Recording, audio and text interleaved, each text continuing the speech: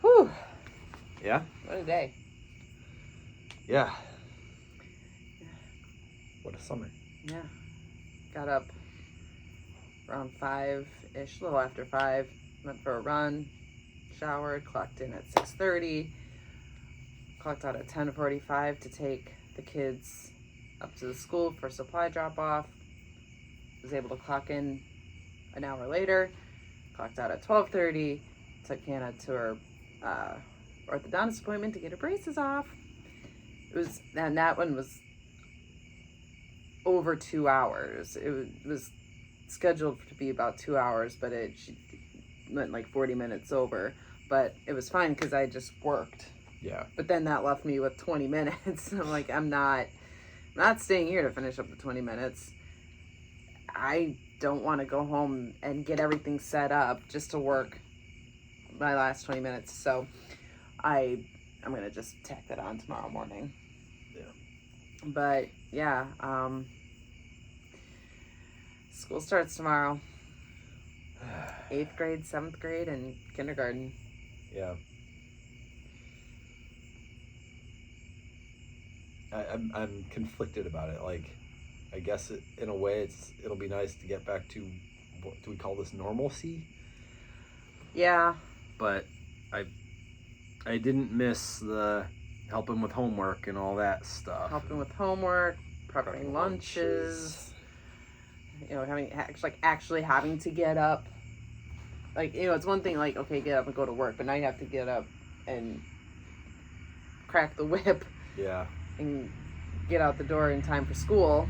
Yeah, no more wandering out of bed at 7:55 and leaving at 8 for my 8 o'clock shift. But yeah, I'm going back to 6:15 to 3:15.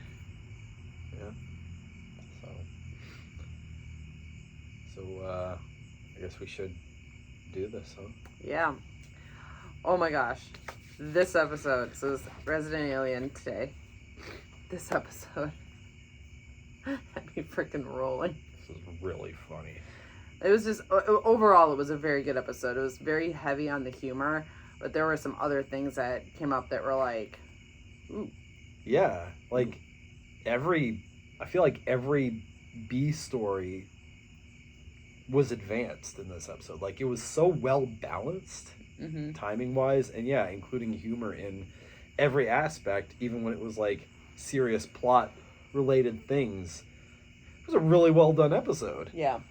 I didn't even like think about that at the time. I just appreciated it, which is good. But now that we're doing this, it's like, yeah, that was good. Yeah.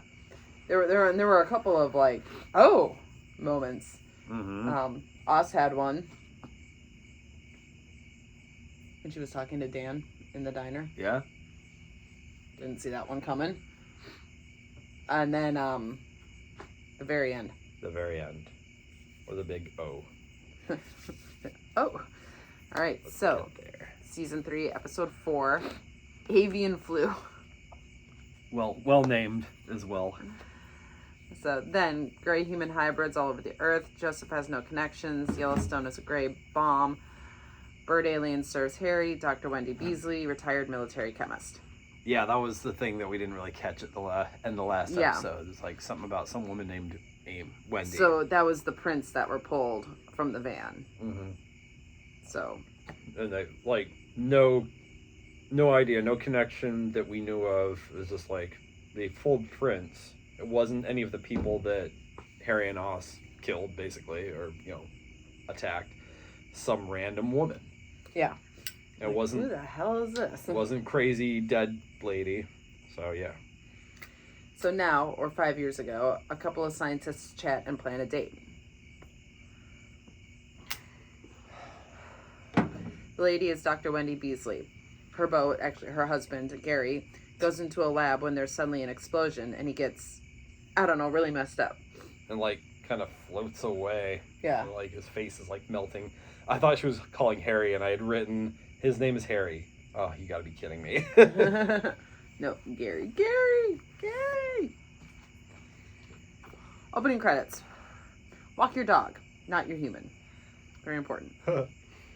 Now. Dragging a human by the neck with a leash. while holding a dog. So now, Darcy and Oz talk to Harry about his eviction notice. Darcy tries to burn the notice when the bird alien returns. She tries to appear as a human, but it fails, so now she is in violation of the law. Heather is her name. Darcy, Heather. Rhymes with feather. She's like, yeah, wish I would have known that before I chose that name. The ladies try to reason with her. That fails, so when Heather goes to get the papers, Darcy malfunctions the portal by throwing a banana through it, which is a detail I must have missed. Yeah, she went, the paper's over there. Heather's like, all right, I'll just go pick it up. She throws a banana through the portal. She's like, yay, I saved the world with a banana. and Harry's like, that was the last good one. It was the best one. It was the perfect amount of ripeness. And I feel you, man. Oh, everybody knows that feeling. Every bunch of bananas has the one that is like just right. You're really looking forward to it, and then of course it's the one your kids choose or something. And then eats half of and smears the rest onto the floor. You still kind of want to eat it. Principle. Heather goes... Had they had like a conversation or something about how the portal reacts to bio things or something? Like, was there some reason she did that? I don't know. Heather goes to change into her human disguise and asks them where she can find a motel. Cut to the Mayer house. Kate complains that she's still having trouble sleeping. She concludes that she needs a hobby, so she's working on a children's book. She won't show Ben the progress, though.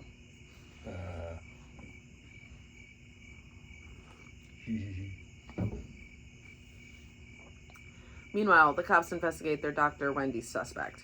Turns out she's been off the grid ever since her husband was killed in the lab accident. Mike basically lays out the whole backstory of Harry killing the real Harry and wearing his skin, but in regards to himself. Yeah, that was great. He was just like, what if I killed me and was pretending to be me? Like, nobody would know. It was like, oh wow, he just described Harry. That's awesome. Back with the alien crew, they get some legal advice from Kayla and decide to countersue Heather. Harry tells Heather that, and they bond a little. Harry has the hots for her and tries to impress her by telling her he killed a man. She thinks he's a bad boy because he's taking on the housing commission. She complains about back pain, and he says it's the human bed, so he offers to look at her in the exam room. The alien talk back and forth, and Harry struggles to fight his desires when Oz walks in and breaks it up. She pulls him out of the room and asks him WTF. Harry concludes he's in love with her. In his pants. My knees! This is a running gag. Like, he gets so weak, but he literally shouts, my knees, and then falls over. It's just like, boom. It's very reminiscent of the, it's happening! I watched her fall over, doing nothing. It's happening! Back with the cops, they find Dr. Beasley in her cabin and ask to talk to her about Peter. Meanwhile, Oz tries to get Harry to focus on saving the world by reminding him of their mission to save the world. Harry writes Heather a poem instead. Bird boner. Bird boner. And Oz is just like, oh, yeah. Right. It's like, first crushes are hard. Like, it's trying to figure out how to have this. It's like she's having the talk with Jay, basically. Like, just Harry in one of his childlike moments. First crush type deal. It's great. Back with the cops and Wendy, they level with her. She's interested in the fact that they have the van. Wendy sees Mike's incredulous look when she talks about witnessing an alien and tries to kick them out, but Liv tells her she's a believer too. They lose Wendy's trust because Peter didn't trust her enough to give her the key. Cut to the diner. Oz, Jay, and Dan chat. Jay is frustrated because she's supposed to write an essay for college about how her family has shaped her life. So Oz and Dan decide to take her to the reservation. It's like, girlfriend, what about your adopted family? Like... Right? Like this, we saw the mother once. We have no knowledge. It's like, I don't know, not to criticize the show, but it's like, I wonder how adopted people feel about watching that. Like, you have a family. Like, what the hell, man? Yeah. Bonus family. Yeah. Cut to Harry. She has, like, more to write about than normal family people. You're right. Cut to Harry. He's making a model of Yellowstone to try to figure out the Greys' plan. He's distracted by thoughts of Heather, so he calls her, but he panics and hangs up. She calls back and asks WTF her belly button is. She's like, okay, well, I'm gonna go. I'm gonna explore every inch of this human body. My knees! My knees! Cut to Darcy happening upon Elliot with his new girlfriend, Natalie. She can't tell her what she's been up to. Can't tell him what she's been up to. Yeah. But can't because she saved the world, but it's top secret. That didn't go well. She screams into her laundry. I feel ya. Cut to Harry reporting his findings on the Greys and Yellowstone to McAllister's crew. The other generals are incredulous, but McAllister vouches for his intelligence. The generals want to attack, but Harry says that won't work, so they give Harry 1 week to think of a plan, or else they're moving full force. Meanwhile, Oz brings Jay to the reservation. It's overwhelming, but Jay seems excited. Some of the natives speculate about what the cops are investigating on the reservation, the van. Oz is uncomfortable. Oh, and also when they come to this thing, so the one cousin, Drew, Yes. is married now to Manuel. But Kayla? Yeah. Kayla asks us where Harry is. And she's like, oh, where's your boyfriend or whatever? And she's like, what? You know, and she's like, well, Harry. And she's like, no. And she kind of is like, oh, what's over here? Yeah. Like she's a little weird about it. I mean, their relationship is weird, so. Yeah. Speaking of the cops in the van, Mike shows some bizarrely weird knowledge of the van model, and he and Liv together find the mysterious keyhole in the van. Cut to Harry stalking Heather at the diner. He has Max deliver her a schoolboy "Do you like me" note, so she walks over. She tells him he can't have feelings for her. His species don't have feelings. He says he does because of the human in him. She's like, you ate a human? No, yes. They taste like chick. No, I've never eaten a human, but I suppose they taste like You were going to say chicken. No, I was going to say chapstick. I've eaten lots of chapstick. Me too. She says he's great, but she's only here until the portal is fixed, so let's just be friends. He's devastated. She wanted to say yes, but it's not feasible. Back at the reservation, there's a little dance going on. Jay's having fun. Oz takes a break to call Harry. She leaves him a voicemail, her fifth one. She's worried his DNA might be in the van and the cops will find it. Kayla tells Oz that Jay is fitting right in, and it's making Oz feel like she made a mistake giving Jay up. Kayla reassures her that she did the right thing. You know, like, you were in no position to raise, like, you know, because she's like, Oz is like, I wish if I could have seen ahead and, like, if Jay could have been a part of this the whole time, but Kayla's like, you know, you were Jimmy. She didn't even say you were Jimmy. That's like implied. Like that would not have been a good environment for Jay. So, on the other hand, maybe Oz would have gotten out earlier. Yeah, maybe for her daughter's sake. Yeah. But Jay calls Oz to the dance floor. Aw, it's nice. Cut to Harry doing a sad, lonely walk in the city. He looks morosely up at Heather's apartment. Hotel. Cut to Ben sneaking a peek at Kate's children's book. Oh, Ben. Ben. The payoff actually wasn't as, like... No, it was good. Yeah. It's some horrifying Watership Down shit. Owls ripping rodents apart. Kate insists there's nothing scary in it. And then Max walks up, looks in, he's like, ah! And he runs away. Meanwhile, McAllister gets a report from her underling, something she needs help with. Andrews or whatever just walked off the project, but nobody else has the experience to take his place. McAllister says someone does. David! She interrupts his yoga class and tells him he's unretired. Poor David. Back at the precinct, Liv says she got some magnets from Amazon Prime, and Mike thinks that's Optimus's wife, and I can never unhear that now. Also, he uses her alien super magnet to hang up the specs to the van, and it... So yeah, they use this magnet. He tried to get it off, and it was like, oh man, this is a really strong magnet. but they realize that was the key that they needed. Yeah, like opens up, I think. Yeah, the magnet opens up, and it's the key they're looking for. Also, they see footage of Joseph going through Roger's stuff. They realize that Joseph was a spy. He'd killed the therapist after learning the name from the diary, and they realized he could be going after Wendy next. They go to the cabin, but too late. She's dead.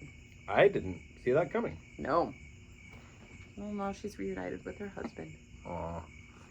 So they took the time to kind of introduce this character and give a little backstory, and it's like, nope. Not today. So Joseph's gone a little bit of a rampage.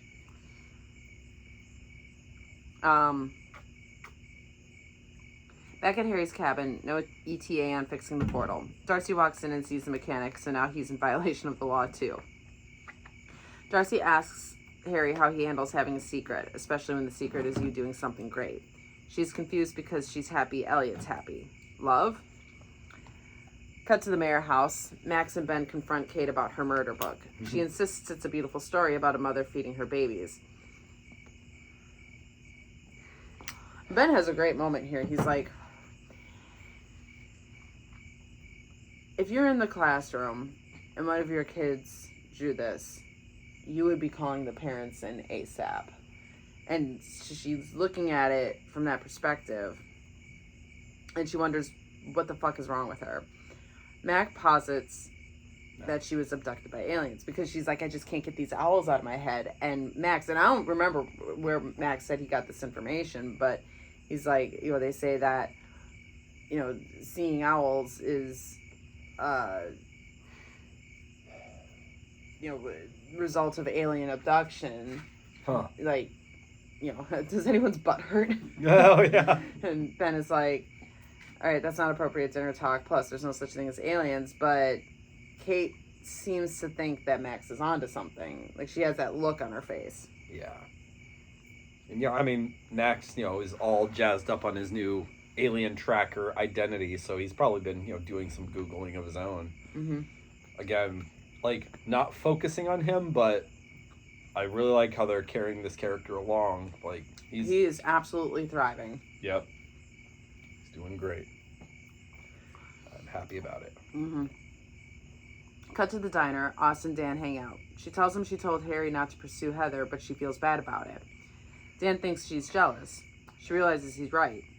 Not romantic, but they were a team, and now he won't answer her calls. But she was like, and she admits that maybe she's jealous, and then she's like, well, maybe it is romantic. I know she said, well, maybe. Yeah. I'm not sure if she was admitting maybe romantic or not. I'm not sure about that. Okay. I think she was like, no, I'm not jealous. Well, maybe. I don't know. No, I thought that she had said something about, that she said maybe in regards to possibly having romantic feelings. But at the end of the day, what it boils down to is she's been his one confidant. Yeah. And she's kind of not right now. She's not an alien. Yeah. Which, yeah, what is that? I mean, you can grow addicted to somebody being infatuated with you in a way. You know what I mean? But it's not. But he was never romantically, their relationship has always been platonic. But they've kind of hinted, sort of when. First season, when Oz confronts Harry about having killed the real Harry, she was so mad at him, and she's like, no, we're done, I'm out, and he's like, no, please don't go. And it was related to him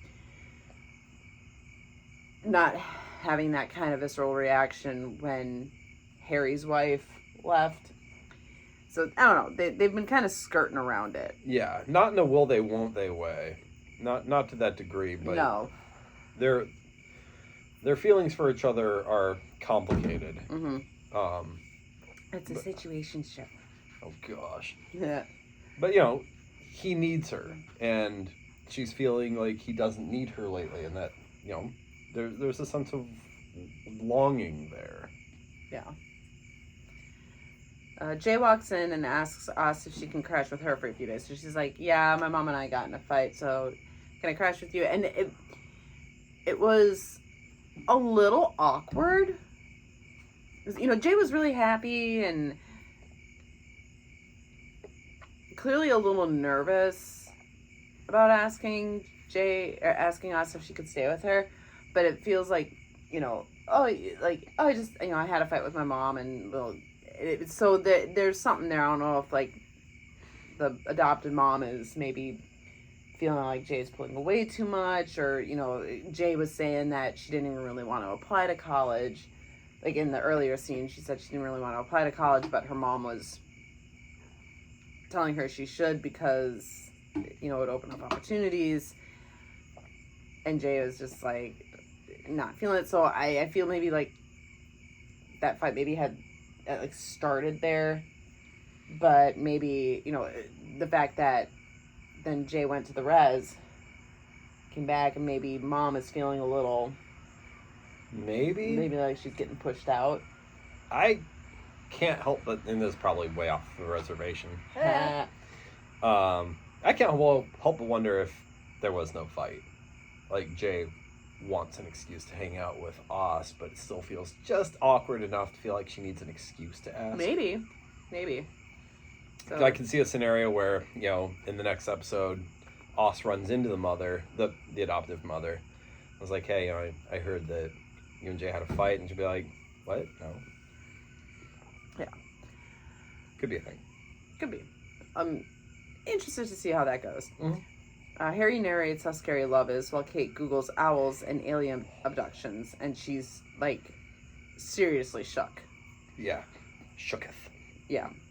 And the actress is doing a really great job. Yeah. Like, it's portraying this fear, but not doing it in, like, a overdone sort of way. Yeah, very subtle. The cops try the key, which reveals Peter's notebook. Darcy drinks and thinks about Elliot. Heather gets home to see Harry left her a note saying, on a nest, I want you to be happy. So she pays him a visit. And she's in her bird form outside the cabin. And she's like being all seductive. And she goes,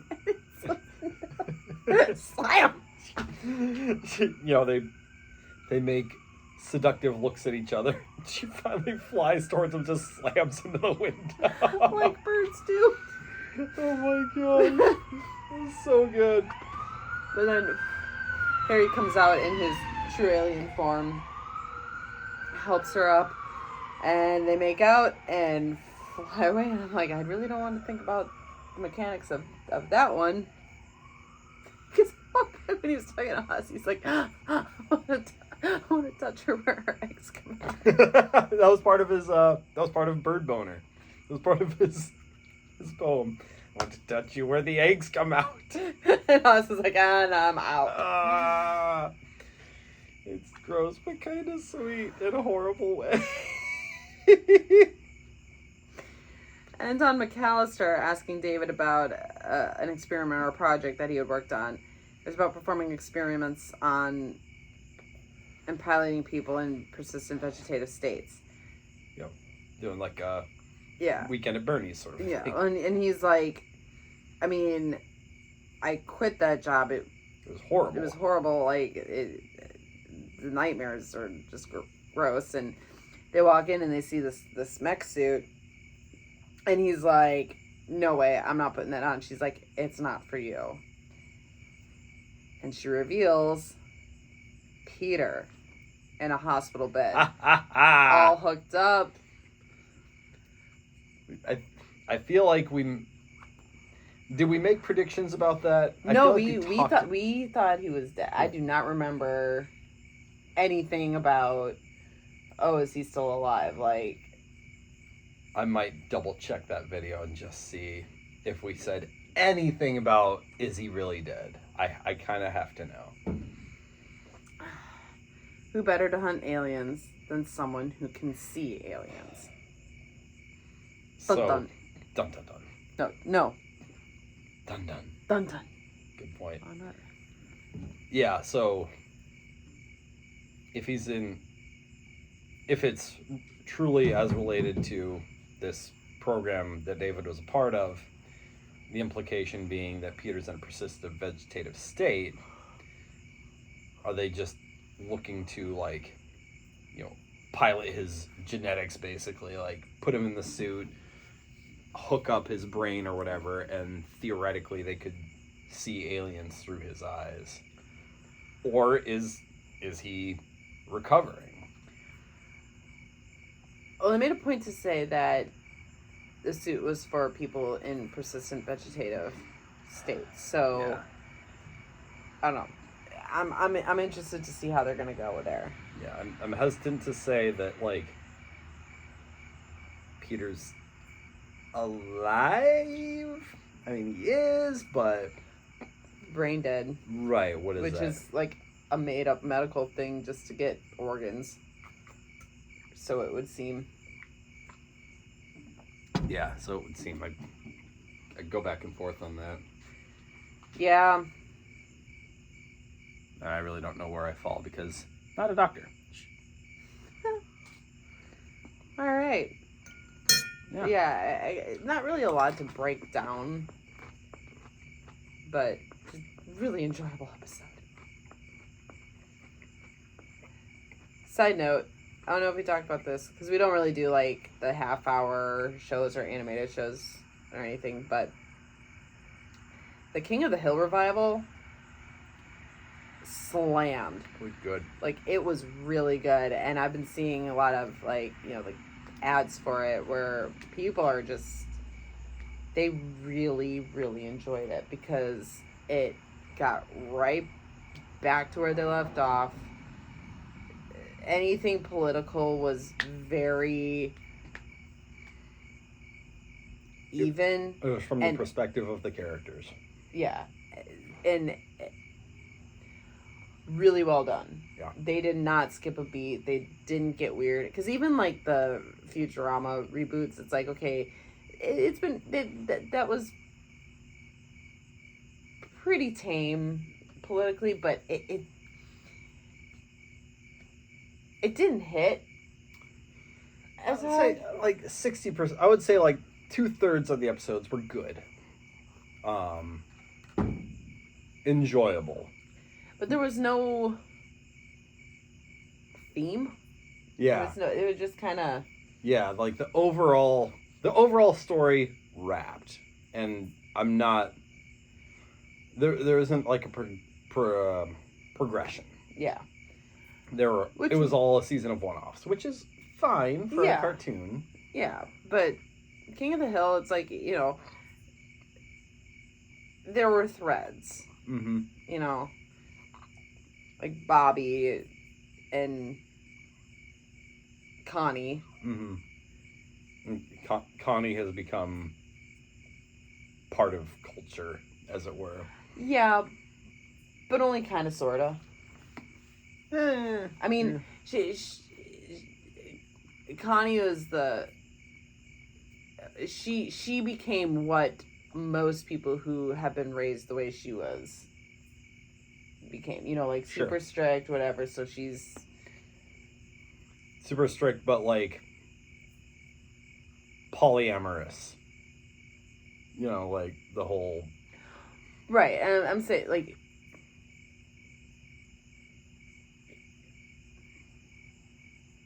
Okay, it's kind of twofold. So she's in this relationship with Chain Wasana-san. Mm. And her, you know, which her parents love that. Rich family. But, you know, and she had this really strict upbringing, but they do kind of this, she's rebelling, but she's still with the guy that her parents wanted her to be with, but it's a polyamorous relationship. But I'm like, okay, I really don't think Connie was on board with that.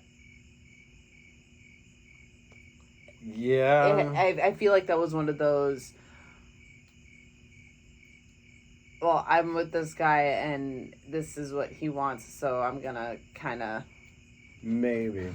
I don't know. She defended it the lifestyle to Bobby, and he reacted appropriately. He was That's like, stupid. yeah, like Straight up says that. the look that he gave her basically became a meme. Like that, I saw that screenshot shared a bunch. Like, Oh yeah. But you're right. It could have been a situation where she was like, it was her way of defending herself and kind of trying to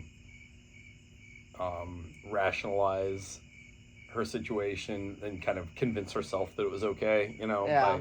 by arguing it with Bobby. I can see that. I don't have a problem with it because, again, it was the characters. It was just the characters being the characters. It wasn't a message one way or another. Right. That's what I liked about it. So, anyway, all right, nice little tangent, but yeah. But yeah, Resident Alien, awesome episode, and every plot line advanced in a very cool way. Mm-hmm. I'm really interested in Kate's dark turn. Yeah. Like that was like, oh shit, okay. Yeah, I'm excited to see how that's gonna unfold, and like the implications of Max and his ability to see the aliens, and does that have anything to do with the fact that both of his parents have been abducted, and it just I'm very interested to see how that's all gonna play out. Super duper quick. Quick prediction: who is the next character to find out about Harry?